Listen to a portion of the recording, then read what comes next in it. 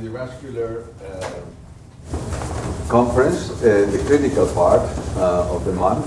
The first one, as you know, is Basic Sciences that happened last Monday, and it's part of the translation of this research from Basic Sciences to Clinical Sciences, and little by little we're getting there, you know, and I'm very pleased about that.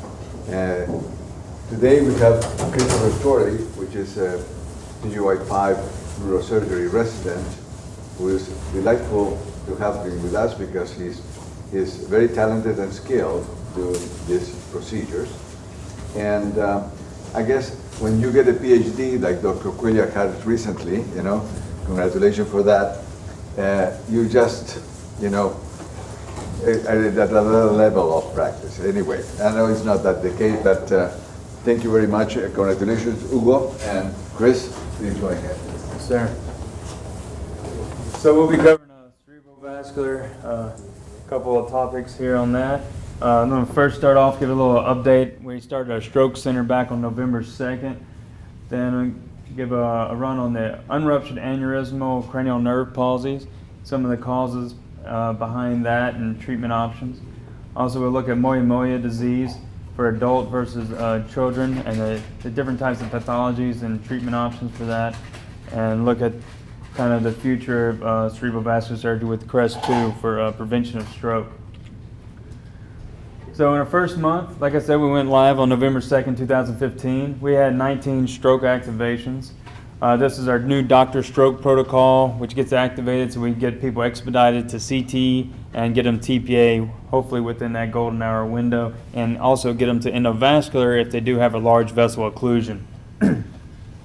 So we had 8 TPA administrations in our first month, which is a significant increase from the 1 to 2 a month that we were having prior to that.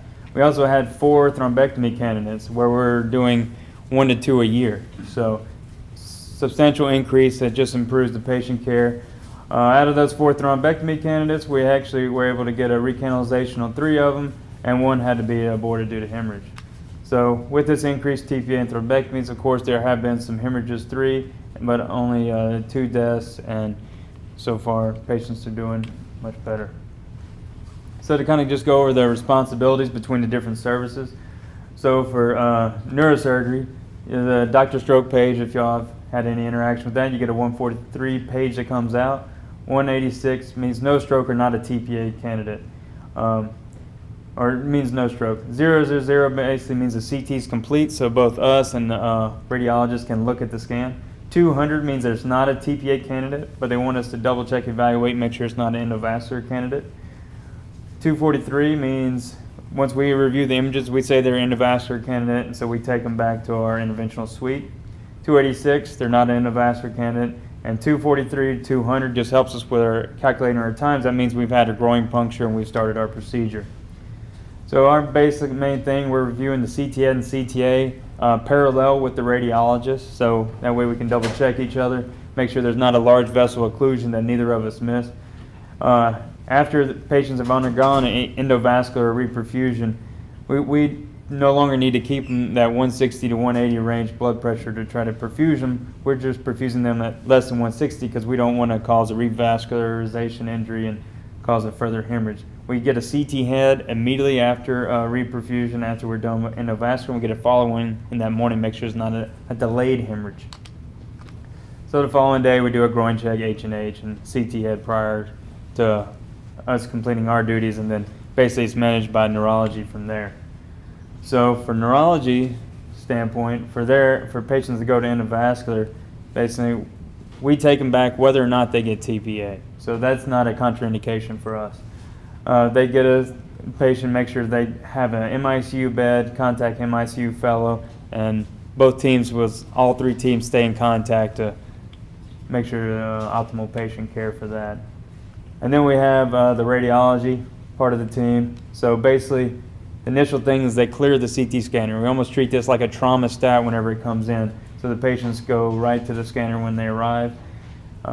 So our goal is to have a CT scan within 25 minutes of arrival. They do need to have an 18 or 20 gauge proximal IV access to be able to get the contrast for the CT angio and CT perfusion studies, which are required for us to make decision making for endovascular procedures. Also, and radiology has to read these scans within 20 minutes of completion, so that means within 45 minutes of the patient arrival, we should know whether or not we're taking them to the interventional suite. Another thing, we get sagittal and coronal recons of the CT angio, and we also are in the process of doing CT perfusion. Usually this isn't available at the time of the initial processing, so we're using the aspect score just to have a quicker estimation of what the perfusion is. Basically, the aspect score looks at area of the brain from the contralateral side. If it appears hypodense relatively, you lose points of that. 10 is a perfect score. Anything at 6 or greater, it's considered they're perfusing well enough or have enough collateral flow to benefit from endovascular therapy. So this is just a case, 86-year-old female, history of a previous CVA back in 2010. She was independent at home, even after a previous stroke, regained total function.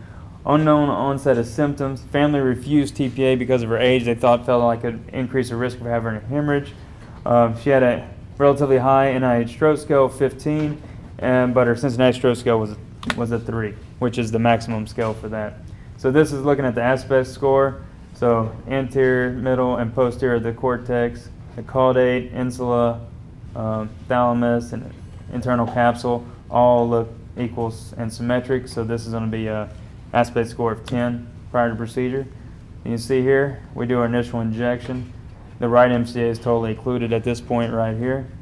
And then this is the microcatheter, microwire going up distally into the MCA territory, because you have to get, what we use now is the stent retrievers, and that has to get distal to that clot so it can span and hold that to the wall, and then it becomes integrated within that stent and can be pulled out at that point in time. So you can see here we got a recanalization. Let's see, actually these are videos. Yeah. So significantly improved what we call the TICI-3 perfusion, so complete revascularization of the MCA territory. There's a little bit of stenosis here, but no treatment. And post-operatively, aspect scores 10, totally symmetric. A little bit of atrophy that you're seeing there just because she's 86 years old. She did still have aphasia and some left-sided neglect post-op. Was discharged to LTAC with PEG, but because she didn't have any large stroke, no hemorrhagic complications, hopefully she'll be able to make some recovery. It's likely more due to her age that she hasn't made any significant gains at this time.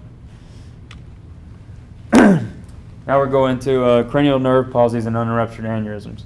So most commonly what we all remember is the cranial nerve 3 palsy with a posterior communicating artery aneurysm. So, and most of the cranial nerves also run nearby in the cavernous sinus, which gives you the more proximal ICA aneurysms within the cavernous sinus, or ophthalmic aneurysms, and supraclinoidal aneurysms.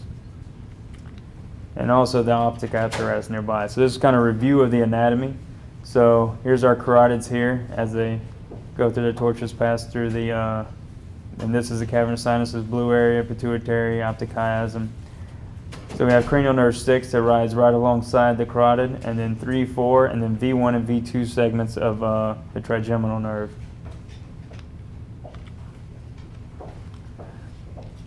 So with the advent of the new technology like pipeline flow diversion, before these proximal aneurysms, they required a big open surgery and bypass. Coiling didn't necessarily relieve any mass effect. It couldn't remove that pulsatile pressure and irritation to the nerve. So you do get some relief of the nerve palsies from that in most studies. So this is look at symptomatic management outcome of carotid occlusion.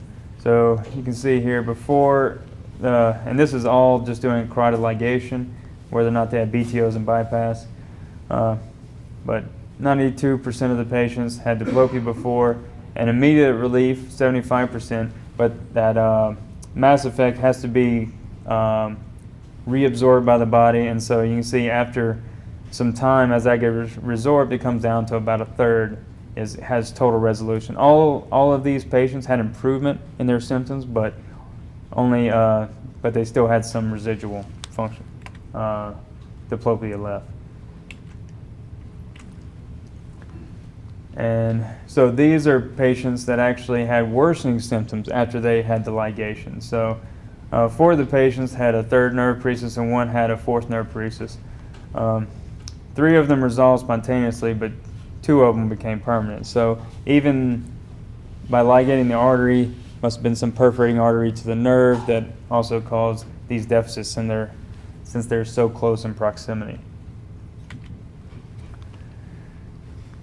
All right, and so now this is looking at the specifically in patients who had pipeline therapy at the Barrow Institute. So they looked at 20 patients who had 18 of which had digital subtraction angiography follow-up.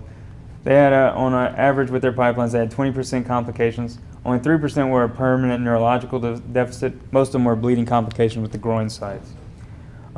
2 patients ended up requiring bypass because the stents occluded off, and they had an average follow-up about 9.5 months. And as we'll see in most of these studies, the cavernous segment is the most common site for having these unruptured cranial nerve palsies, in addition to the paraclinoid and the ophthalmic segment. So, and diplopia is also the most common one that we see. Also, there's some debate whether diplopia and the optic nerve, if they have the same mechanism of recovery, because the visual field acuity seems to not recover as well as the diplopia does. And this also shows that they had 1 patient that was previously clipped and 5 patients that had coil. So those 5 patients that had coil, although you will get some, if they had a recanalization of the neck, they probably still have some pulsatile irritation in the nerve, which should get better with the flow diversion that they used here, but they won't have a total decrease in the mass effect. And one of the big things, the size, age of the patient, which cranial nerve or the nomocranial nerves did not show any improvement in resolution of the symptoms. It was basically related to the duration of the symptoms prior to treatment with the pipeline. In this study, all the ones that were treated within 2 weeks had a total resolution of their symptoms. For the improved, the improved and no improvement were basically the same. Those both had an average duration of symptoms of about a year. So this is a study looking at coiling versus ICA occlusion. So this goes with most of the literature on posterior communicating arteries and 3rd nerve palsies. So the coiled aneurysm shows 3 totally resolved with 10 improved and 4 unchanged. And the ICA occlusion showed 19 total resolution with 9 improved and 3 unchanged. The reason this isn't optimal because you're taking out one of the ICAs, which could lead to further complications and significant morbid procedure in its own right if requiring bypass and other things that are determined with a balloon test occlusion done prior to surgery. And this is the main study coming out of the PUFS trial, which was for the pipeline embolization. Like I said, this is using the flow diversion. So out of their 173 aneurysms, they had 14 that had cranial nerve palsies. One of these patients died, so they only had follow-up on 13 of their patients. 10 had complete resolution by 3.5 months, and the other 3 were unchanged. And only 2 of these had a complete occlusion of the aneurysm at the last follow-up. So this is just showing the complications of the PUFS study, which was significantly lower than the other study. So all-cause death or stroke was 5, and I think just 1 after 30 days. And most of the complications were also associated with the antiplatelet therapy that's required with the pipeline device. So, and this is a focused predetermined trial of all the PUFS patients that came out later. So they had 40% that had cranial nerve deficits of all the patients that were taken into the PUFS trial. They had 180-day both preoperative neuroophthalmological follow-up and postoperatively. So, and they also had digital subtraction angiography at 6 months done at that time. So, and 82% of those at 6 months were totally occluded. So the cranial nerve palsies had a 21% complete resolution, and 19% was given high improvement, and 61% was given moderate improvement. So this goes at least as good, based on this study, with with what we saw in the coiling. This blends together both the diplopia and the patients who had optic neuropathy. Optic neuropathy only resolved in 53%, and they had a much higher rate of resolution of diplopia in these patients. So, and this is a Canadian experience, also looking at the pipeline flow diversion device. So out of 109 cases that they had with cranial nerve palsies, out the centers in Canada, 25% had diplopia, 12% had vision loss, 14% had headaches. A lot of them attribute headaches as also considered another cranial nerve palsy. So these are new cranial nerve palsies that happened post flow diversion. 2 were transient and 1 had a mild persistent diplopia. Of the 10 patients with vision loss, 1 died, 4 stable, 4 improved. So this goes along with the about half will get total resolution of visual symptoms with a pipeline flow diversion. And looking at so there's 26 out of that total number that had the cranial nerve palsies. 18 of those had diplopia. So, and they had 11 complete resolutions, 2 improved, and 5 remained stable. So with the flow diversion, these did not have coilings with them. They were more likely to have resolution of that mass effect and get the total complete resolution that we see with the IC ligation, which goes with our current thinking. And this is the first study that they did doing MRIs to look at the resolution of that mass and how it relates to the resolution of symptoms. So these are 30 aneurysms in 27 patients with cranial nerve palsies. At 6 months DSA, 28 had occluded, 1 had a neck, and 1 remained.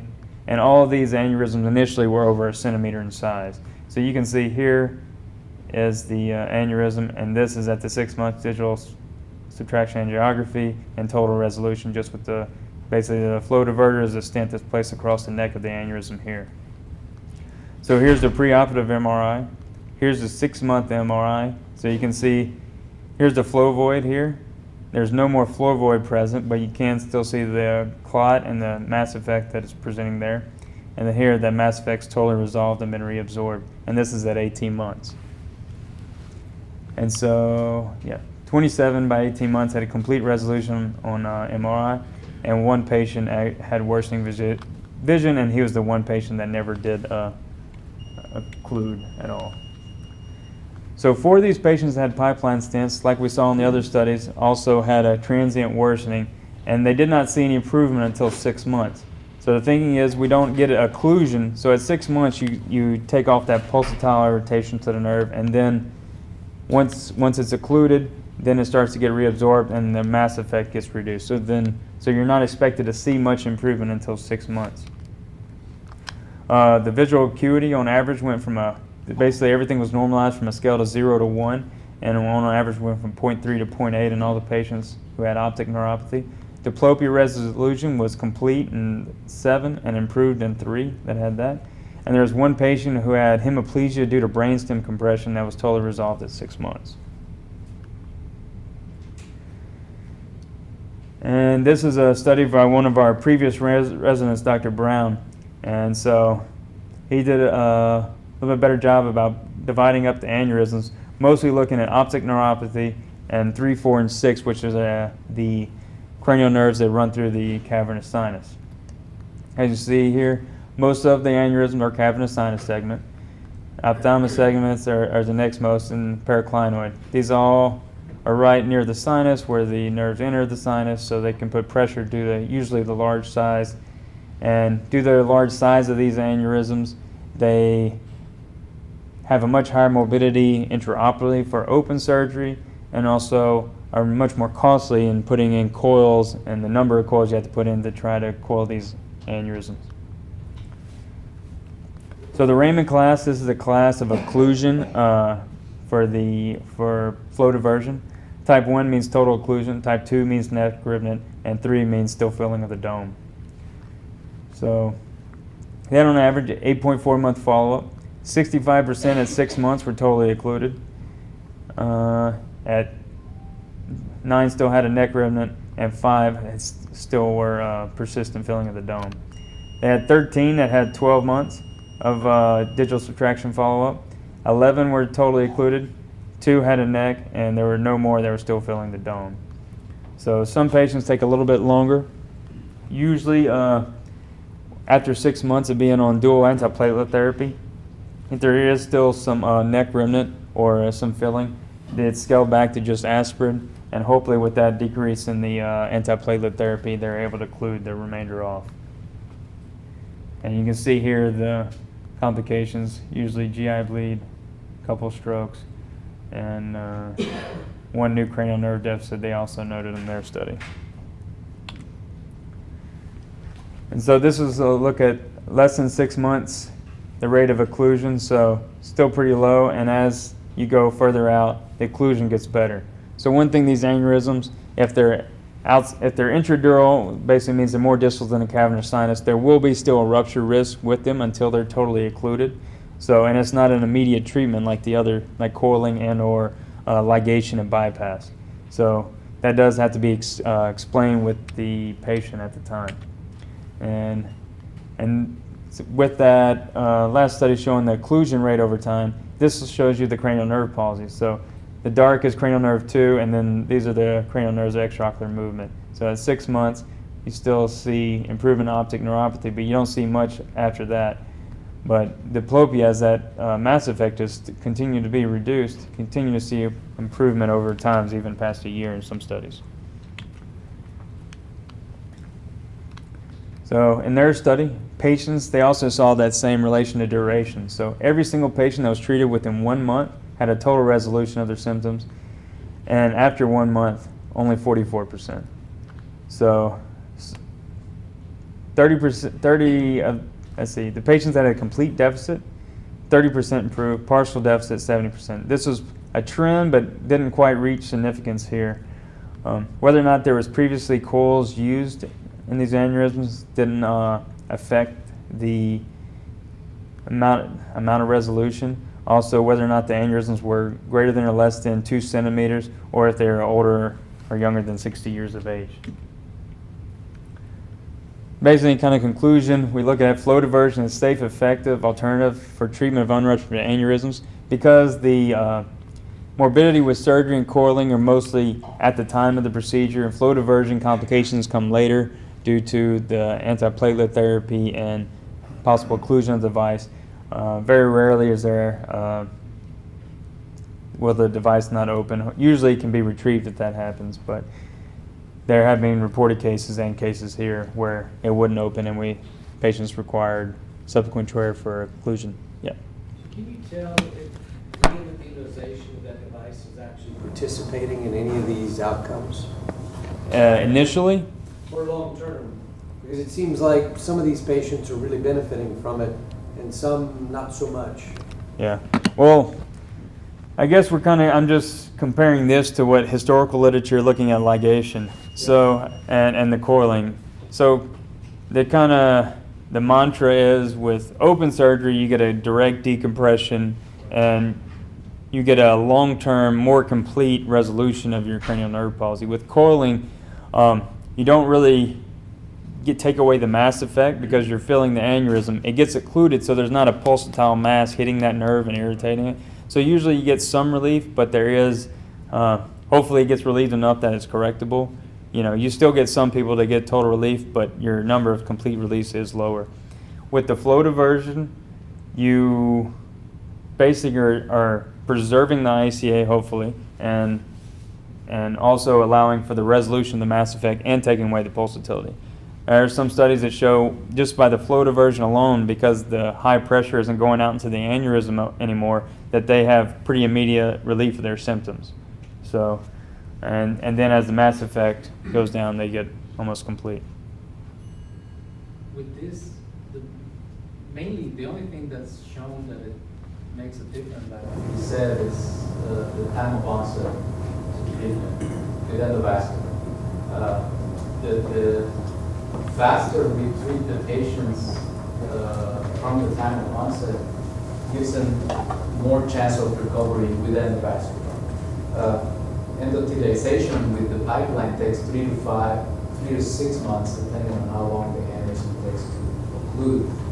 And in that time, because these are giant aneurysms, you still have the mass effect, you still have the pulsatile effect. So that keeps injuring the nerve.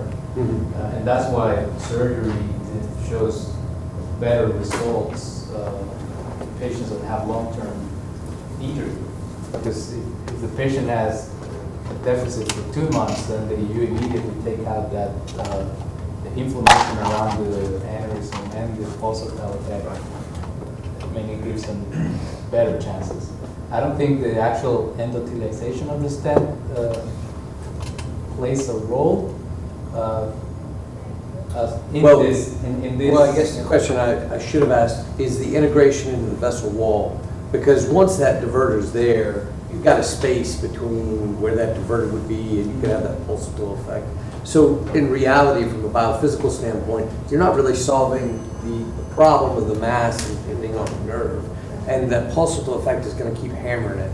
And if there's a way to get that pipeline integrated with the tissue itself and resolve that pressure difference, that seems like it would be the best way to go.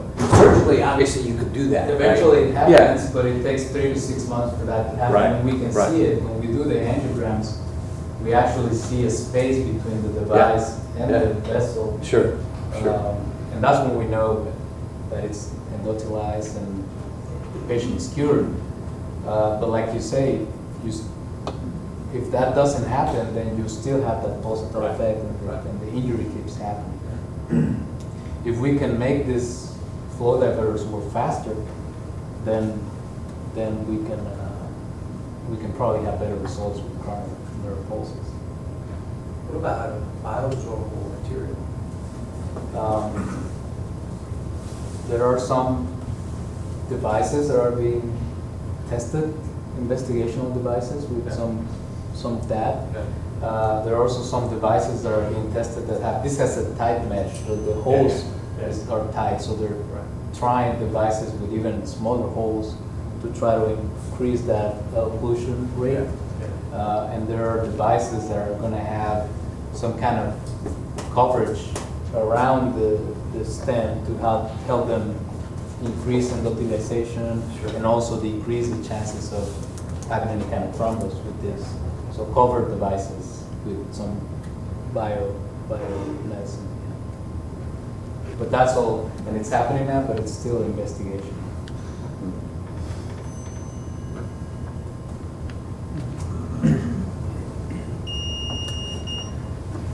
And then this is just our antiplatelet protocol based on the T2Y12 study. So patients who have greater than 220, we place them on prasugrel ticagrelor, which is a BID drug. If they're 150 to 220, they get on Plavix 75 and aspirin 325. If they're 75 to 150, 75 of Plavix and 81 aspirin, and less than 75, they're only on Plavix. So, and this is for the first 6 months, and we're trying to make sure that's followed pretty tightly. So this is another cerebrovascular disease, one that's treated open, but still interesting. Basically, moi disease means puff of smoke in Japanese, and this is due to excessive collateral formation from progressive stenosis and occlusion of the ICA. The main presentations are TIAs, stroke, headache, seizures, and hemorrhage. The stroke symptoms are more common in kids, and hemorrhage is more common in adults. So we have moi treatment for bypass, either direct STA to MCA bypass or indirect with the encephaloduro-arteriosyngangiosis. Basically, that's connecting the artery directly, laying it directly on the brain and allowing it to naturally just bring in its own collateral circulation. Or encephalomyosyngangiosis, basically laying the temporal muscle on the brain. And in kids, because their bones are so thin, you can actually just make burr holes, open the dura and the arachnoid, and collaterals will just get pulled in from the scalp on their own. So this is just kind of showing the anatomy. Here's the STA coming up as terminal branch of the external carotid artery. Here's an example where the sylvian fissure is. This is your temporal muscle. So first, using ultrasound, you identify the STA artery, incise the cuff of tissue around it, so that way you don't damage it or damage the perfusion of the vessel itself. Once you make a small craniotomy, you reflect the dura, you should be able to see the sylvian fissure and your M4 MCA branches coming out there. So here's just making a bypass. An elliptical arteriotomy is made. Kind of make a hoof kind of arteriotomy in your donor vessel here. That enlarges the footprint and allows for whenever it heals and constricts and not to constrict over your bypass so it stays patent. And since these arteries are all on the order of 1 to 2 millimeters, it's important. And they're nearly translucent to not stitch the back wall to maintain patency. And all these little edges, they won't be totally watertight. Once everything's open, these clips come off, you will see some bleeding, which is controlled with gel foam. And this just shows you a final STA to MCA bypass. And basically the need of the circulation to the MCA territories from this is what will allow this to stay patent. If you do this and the patient really didn't need it because they're still getting other adequate collateral circulation, then this will just trough off. Some surgeons, they'll open up their arachnoid and lay this artery still within the brain, and you'll get some that arteriosynangiosis and collateral formation from that to other territories as well. So the classification for moya is broken down into 6. Basically, it's looking at the progressive occlusion in the ICA. So stage 1, usually we never see, is narrowing of the carotid fork. Stage 2, basically you just start to see some of the collateral moya formation. Then in stage 3, you see a really intensification of the moya, and then with stage 4, it tends to damper down because they've developed collateral circulation, and so there's much less filling to the ICA, and it's extended down. Basically, it's totally occluded to the level of the posterior communicating artery. Then you get the reduction of the moya, so there's barely any. It's somewhere in the terms of initiation, but it's occluded down to the cervical segment or Petrie segment. And then you have the disappearance of the moya, where everything is basically, there's no cerebral circulation provided by the internal carotid artery. So this is this is a little bit of narrowing here at the distal ICA. You start to see some of the collateral formation. Here's that intensification they're talking about. And then as it continues to progress, you see stenosis here, and then you don't see a posterior communicating artery coming here. I can't see if you can appreciate that. But you don't see those moya collaterals anymore. This is just 3 and 4 again. So there's barely any collateral formation. And now the ICA is totally occluded, and all of this circulation is provided by the ECA and occipital also. So these are some studies looking at bypass versus EDAS. So all these patients in this study in Japan were planning on doing bypass. They couldn't provide an adequate donor vessel. They just laid the artery there, opened up the arachnoid to hopefully get some EDAS. In doing young kids, some of their vessels can be smaller. Also, there's actually a relation to this with one of the dwarf mutations that causes smaller vessels that require only EDAS as an option because they don't have enough of a vessel to stitch to. But in looking at the conservative management treated, basically these patients elected not to undergo surgery. And basically, they had a 54% chance of stroke, and those that got EDAS. These are all adult patients, by the way, so these are all hemorrhagic strokes. Those that had bypass, none of them had hemorrhages later. So basically, adults diagnosed with this need to have the bypass. The indirect bypasses just don't seem to work in adults. And this just shows the Kaplan-Meier curve. There's no change to the natural history using EDAS over the conservative management and in these adult patients. And this is another study. Basically, they broke it down in different age groups. So the collateral formation through direct bypass significantly improved to high patients and the older patients. And from the indirect bypass, significantly improved in the younger patients. Once you got the older patients, it was almost non-existent. So this is the only study I could find that showed this nice curve looking at the age progression of these patients. So I think this is just more to look at the progression here. So here's the moya. These are both preoperative images, just AP in your lat here. So this just shows the preoperative STA. And then after the bypass, you see how this vessel hypertrophies to be able to provide all this MCA territory that you see perfusing down here. So we had a recent patient, 32-year-old white female, so she's kind of on that cuff whether or not she could benefit from endovascular therapy. She's had 2 TIAs over the last year and a half, primarily left-handed weakness, also some mentation difficulties. It took her over 2 months to get back to her baseline from the last one. She is a former smoker, obese, BMI 35. She's completely oriented. Visual acuity is good to finger counting. She does have a little bit of peripheral vision restriction, and one of her CT heads shows occipital infarct and poor filling on our PCA distribution. But she's full strength in all extremities. Here's some videos that show the moya there. And this is the right ACA. This should be the lateral. So if you can appreciate, this one still had some filling in the PCA there. So this was that intensification, that type 3 moya. And then we look at her left MCA. Sometimes people only affected unilaterally, but she had bilateral. You can see it's not quite as prominent. You don't see any filling in the PCOM. You see some collateral circulation to the PCA territory. But this we gave type stage 4. So here, when you can directly compare them at the same level of arterial phase in the angiogram, you can see this much more intensified view of these moya collaterals as opposed to here once you're in stage 4, which she is on the left side. So, and end on basically CREST-2 is the updated version. CREST-1 was a study that compared carotid artery stenting versus carotid endarterectomy.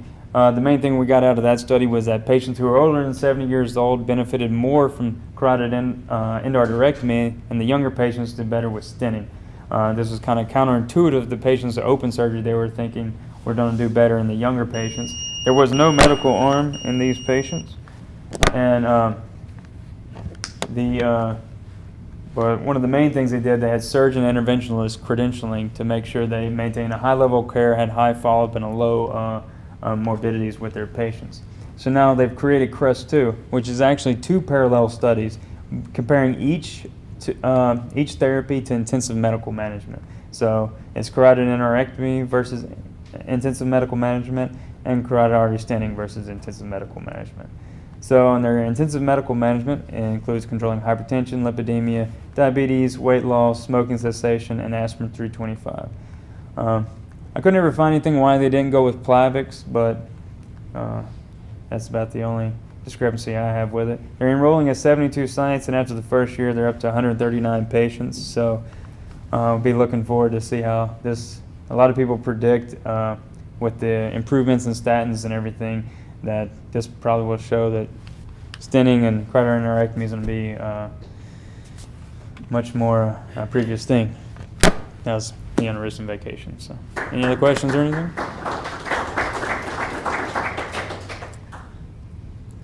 Questions?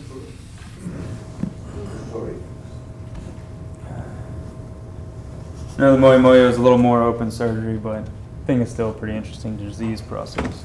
It is important that the contribution here of Dr. Chris Prevail. Chris Prevail, you have seen in the newsletter, the bright idea, man, and which has a lot of experience and put some pearls that we are unaware at the clinical level that can be done or can be proposed. And so we really appreciate you very much for coming here. You need to put your focus. Absolutely. And vice versa. I mean, there's a lot of great ideas that are presented at this conference and at each individual department. Within the Cardiovascular Center, many of you may not know, and I mentioned this to Dr. Nathan's department, there are translational research grant opportunities that if you wanted to do something like what was just presented, say in Moya Moya, but wanted to figure out pathophysiological events, those opportunities exist. And these are internal grants. They're not huge, but they're significant to cover the cost of doing the whole study, and will cover it out to 3 years. So you have the ability to do duration. The other thing I'll say about the Cardiovascular Center is that we also have a clinical research coordinator. I know that many other departments have their own or have some sort of relationship already worked out with HRPP, but we do have staff within the Cardiovascular Center to do that kind of work, as well as epidemiologists, biostatisticians. So thank you for the opportunity. Thank you. Chris, wonderful, very nice. You put a lot of work into that. A lot of numbers.